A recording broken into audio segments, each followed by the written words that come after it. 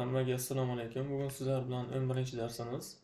Bugungi darsimizda replace metodini ko'rib o'tamiz. Replace metodi nima? Replace metodi string ichidagi birinchi mos kelgan qiymatni almashtiradi. Ya'ni ikkita qiymat beramiz. Birinchisi biz matndan biz o'zgartirmoqchi bo'lgan qiymat, ikkinchi qiymat esa nimaga o'zgartirmoqchi bo'lgan qiymatimizni beramiz. Asl stringni o'zgartirmaydi, yangi string qaytaradi. Replace metodidan foydalanish kunni kopiya qilib olaman. Oddiy text degan o'zgaruvchi JavaScript juda zo'r degan matnni saqlaydi.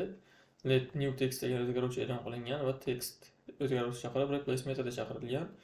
Birinchi qiymat beramiz zo'r, ya'ni matnning ichidan biz bitta so'z tanlab olamiz, shu so'zni almashtiramiz. Zo'r degan so'zni tanlab oldik va ajoyib degan so'zni ikkinchi qiymat sifatida beryapmiz va shu so'zga almashtiramiz.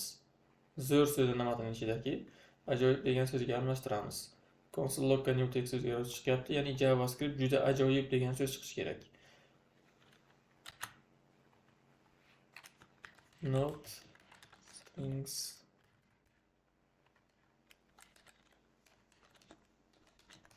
sevishga tushirib olaman. JavaScript juda ajoyib. Ya'ni juda zo'r chiqishi kerak edi. Replace bilan almashtirganimiz sababli ajoyib degan so'zga almashib qoldi. Misol uchun bu xatoni kommentariya qilib text degan o'zgaruvchini o'zini chiqaradigan bo'lsam, JavaScript juda zo'r so'zi chiqib turibdi. Endi keyingi qism katta kichik harflarga sezgir, ya'ni case sensitive degan so'z bor. Deyishlar qilolmadim so'zni. Buni kommentariya qilaman.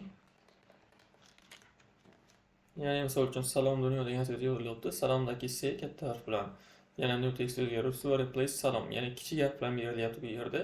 Bu yerda esa katta harf bilan. Ya'ni ikkovi farq qiladi va hello so'ziga almashtirilishi kerak.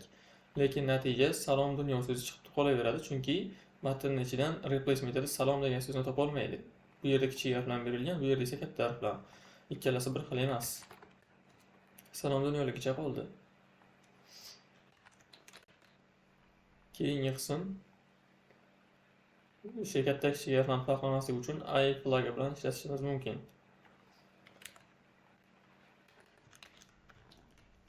Bu yerda ham o'sha text o'zgaruvchisi salom dunyo va replace metodiga e'tibor bergan bo'lsangiz, ikkita slash orasida biz matnning ichidan o'zgartirmoqchi bo'lgan so'zni tanlab olamiz. Bu yerda kichik harf bilan yozilgan, bu yerda hali ham katta harf bilan.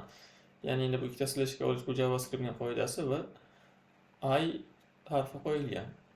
Ikki slashdan keyin I harfi qo'yilgan. Ya'ni bu katta kichik harflarni endi farq qilmaydi. Kattami kichikmi farqi yo'q olaveradi va bu yerda hello ga almashtirishimiz kerak. Va pastda yana new text o'zgaruvchisi konsolga ishlatilgan. Ishga tushiramiz. Hello dunyoga o'zgardi. Ya'ni ikkita slash orasiga olib biz o'zgartirmoqchi bo'lgan so'zni I flagini beradigan bo'lsak, farq qilmaydi. Kattami kichikmi umuman hech ahamiyatini yo'qotadi, ishlayveradi. Biz bu ikkinchi qiymat sifatida bergan so'zimizni qabul qiladi.